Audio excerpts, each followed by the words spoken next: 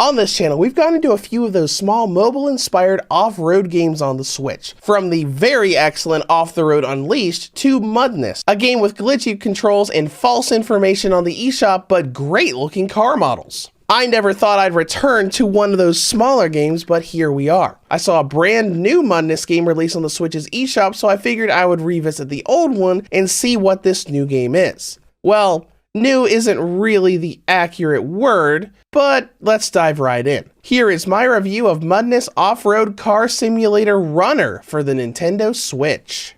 When it comes to gameplay, Mudness is an off-road driving game with small upgrade and sandbox elements. Just like the first Switch entry, your task is to drive around muddy terrain and solve simple missions like winching vehicles out of hazards or simply making it from point A to point B. First of all, this isn't really a new Mudness game. Both this and the previous Mudness Switch game that released back in 2022 are based on the same Mudness mobile game. So we'll be doing a lot of comparisons in this review, and it's worth noting that both ports of this game are still up for sale on the eShop. The 2022 port is not updated like this new one, so if you're trying to buy the game, make sure you're looking at this page for the 2025 release and not this older one for 2022. Sadly, this version is updated with the mobile release, but we do still have some content that didn't quite make it over from mobile. On the Switch, we have Trails, Quests, and Open World, but we're missing the Custom Maps mode and multiplayer. We do, however, have pretty much the entire roster of vehicles. The 2022 release on Switch barely had a dozen different vehicles to choose from, but here we have 33. From the Jeep Wrangler and Ford Bronco, all the way to the Ford Fiesta and Subaru Impreza. The only vehicle from mobile that isn't here on the Switch is the one exclusive to the mobile subscription service. This new version is also more honest. The 2022 game had its eShop description advertising multiplayer that didn't exist on the Switch. This new version doesn't do that. Everything that's in the description is in the game. Well, except the screenshots. That two-door JK on the title pic is not in the game like that, and you can tell most of those screenshots are from mobile with that pause icon at the top left. They also made it easier to play on the hybrid console. The original required the touchscreen for the winch and navigating menus, but now we've got a mouse cursor you control with the left analog stick, and the winch now has a D-pad shortcut. Now technically they added this cursor to the 2022 release as well, but it wasn't updated with this new content, and some features like the winch still required the touchscreen. The cursor can unfortunately be clunky in the menus as well. Dragging it with the left analog stick to navigate the larger menus is a bit awkward as they added the cursor but removed all of the touch controls. As we get to the main menu, we see more improvements they've made. They removed any and all references to microtransactions and watching videos for currency. The old game had little buttons for watching videos even though the videos did not exist. All of that is gone now, seemingly replaced by daily missions and the gold mine mechanic, letting you upgrade and collect the gold currency over time as hours and days go by. You have returning sections for washing and repairing your vehicle, buying new ones, customizing and upgrading your vehicles, and choosing game modes to actually play. The only other new feature here is called tuning, where you can actually go in and modify your suspension. It's a very interesting little addition, but as we will discuss later, there's not really that much point to it. With main progression, you can go into the map and do missions. Most of these are driving from point A to point B, while others have you actually using your winch to move the vehicles a little bit. I wouldn't go as far as saying you tow the vehicles. What you do here is really just moving them a little bit before the game tells you you're done. You can do all of these missions either by accessing the quest option from the menu, or you can find side missions on the map as you explore. There aren't really that many to trigger as the main missions have to be done from the menu, which will teleport you to the mission site automatically to start it up. And these missions are all pretty easy. As I said earlier, the tuning isn't really that important as the gameplay is very simplistic. Outside of upgrading your vehicle to be higher in elevation, you just drive through mud and make it through. I didn't notice much difference at all in the handling between my stock Jeep Wrangler and when I had it fully upgraded. Point yourself where you need to go and you will pretty much always get there. There is a slight level of having trouble driving in the mud, but this isn't Mud Runner. As long as your angle is fine, the mud looks way worse visually than it actually is. I have two problems with the missions. One is the steering. It's very loose and laggy. You don't have a really big amount of control over your vehicle. It's okay sometimes when you're driving on the regular roads, and really bad with lag other times when you're going through the mud or when you're going off the trails. The second problem is physics. Just everything about this game's physics are not great. Lots of collision issues with your vehicle, and even your loads will sometimes clip into one another, and the NPC or AI drivers for escort missions will very frequently get stuck on signs and trees, leading you to being unable to finish the missions quickly. Thankfully, the missions are lightning quick. Most of them have timers of 2 minutes or so, but you'd be hard pressed to find many that take more than 30 to 60 seconds to complete. You don't really get multitask missions either, so it's just drive here and you're done for almost everything. When you complete these missions, you'll get silver and gold as currency. Silver buys a lot of the low tier vehicles and upgrades, while gold is used for the higher tiers. That is where a lot of the big differences are. While the vehicle prices are the same between mobile and Nintendo Switch, the upgrade costs are not. When you go to upgrade the gold mine on mobile to passively gain more gold, you will quickly go from paying 100 to 1,000 for even the tier 2 upgrade on the mine, while you don't get anywhere near paying 1,000 until tiers 5 or 6 on the Switch. They made it far easier to upgrade and get gold faster. The gold mine is the reason this version is so much better. Back in the 2022 port, you didn't have the gold mine,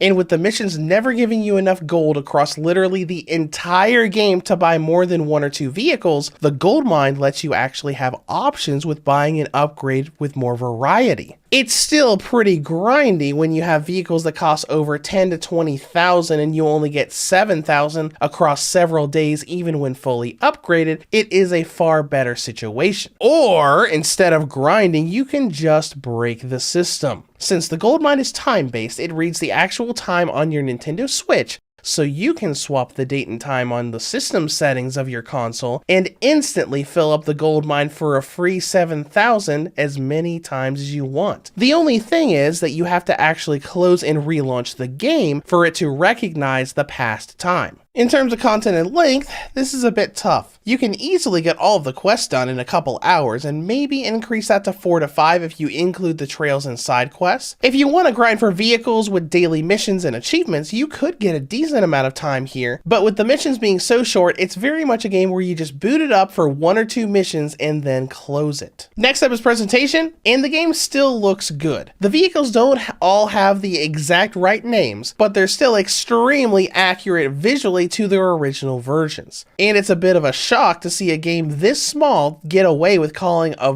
Jeep Wrangler a Wrangler and a Ford Bronco a Bronco. The only weird thing about the visual presentation are the game icon and loading screens, which are very clearly AI generated. The Jeep Wrangler on the icon is a JL, or the current model of the Jeep Wrangler Unlimited, and that doesn't exist in the game. The only Jeep Wranglers in the roster are both JK models from before 2018. Is this a deal breaker? No, it's literally just loading screens. But it's just weird to see vehicles on the loading screens that don't actually exist in game. With performance, it's a little iffy. The frame rate is mostly fine. You get a solid 30 FPS with some small frame hiccups here and there in handheld mode, but loading into these places is the problem. This game has a bunch of little freezes and hesitations. It happens when you're navigating the different menus, especially when looking at different vehicles that are available for purchase. It also happens when you first load into the sandbox map or a mission, giving you weird stutters when you first get there before the mission actually starts. That brings us to battery life, which is alright. Mudness gives the original and light models a battery range of about 2 to 3.5 hours, while the V2 and OLED models get 5.5 to 7 hours. In conclusion, Mudness returns to the Switch with a strange new release that brings it far more up to date with the mobile version and does a pretty decent amount of work to make it feel like a console game, from the cursor function to giving players a much easier way to get gold for the bigger vehicles. Now on the downside, it's still a very flawed game with a lot of stuttery hiccups when loading into areas, less than stellar physics and steering mechanics, a lot of clunk to the new cursor function, and to be honest, this should have just been a free update to the 2022 version of this game, which is still for sale alongside the new one. It's definitely better than that original release, but not close to what I would call good. Reviews to Go rates Mudness Off-Road Car Simulator Runner for the Nintendo Switch a 5 out of 10. If you have any comments or questions, feel free to leave them below. Thank you for watching, and have a great day.